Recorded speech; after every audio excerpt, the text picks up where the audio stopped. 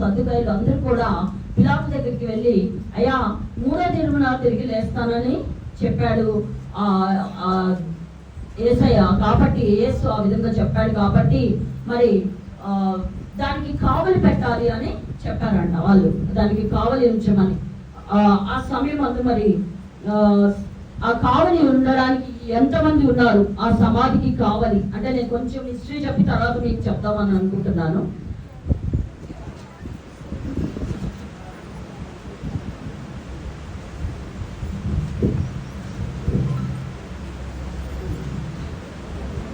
మంది సైనికులను అక్కడ కావలి ఉంచారంట.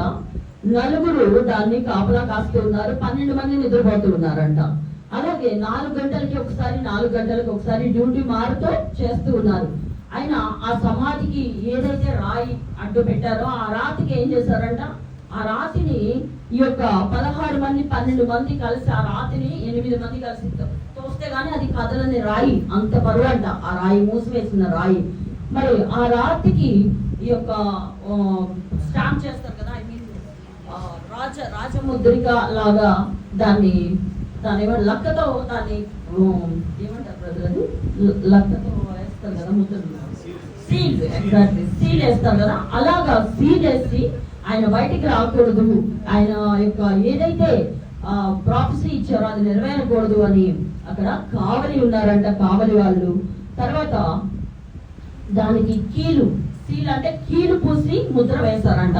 రాజుగారు మరి ఇచ్చిన ఆజ్ఞ ప్రకారం, గవర్నర్ ఆ యొక్క పిలాతు ఆజ్ఞ ప్రకారం కీలు పూసి ముద్ర వేశారంట. ఆ ఆదివారము రాయి పక్కకు తొలగింది. వారు ఆ రాయి పక్కకు తొలగిపోయినప్పుడు ఆడవారు వెళ్ళి చూసారంట. మొదటిగా చూసి అందరికి యేసు ప్రభు నిజంగా లేచారు అని చెప్పడం జరిగిందంట. సో ఈ విధంగా అక్కడ ఎంతమంది కావలి ఉన్నారు అన్నది నేను మీకు చెప్తూ ఉన్నాను. అయితే మొదటిగా మరి ఈ యొక్క సమాధి కార్యక్రమం, మరి యేసుని సిలువ వేసేస్తారు, అయిపోయిన తర్వాత ఈ యొక్క సమాధి కార్యక్రమం చేయాలి. మరి దాని విషయంలో ఎవరు కూడా శ్రద్ధగా లేరు. కొన్ని విషయాలలో కొంతమందికి ధనము కూడా అవసరం అవుతుంది, పలుకుబడి అవసరం అవుతుంది. అవి ఉన్నప్పుడు పెద్దల దగ్గరికి వెళ్ళి మాట్లాడగలిగే అధికారము మనకు ఉంటది. ఆ యొక్క ప్రత్యేకత కొంతమంది కలిగి ఉంటారు. అయితే ఈ యొక్క సమాధి విషయంలో ఎవరెవరు శ్రద్ధ తీసుకున్నారు అంటే, అరిమతయ్య యోసేపు ఒకరు, తర్వాత నికోదేము. వీళ్ళు ఎవరు అని అంటే ఒకసారి చూద్దామా. మరి మత్తయి సువార్త 27వ అధ్యాయం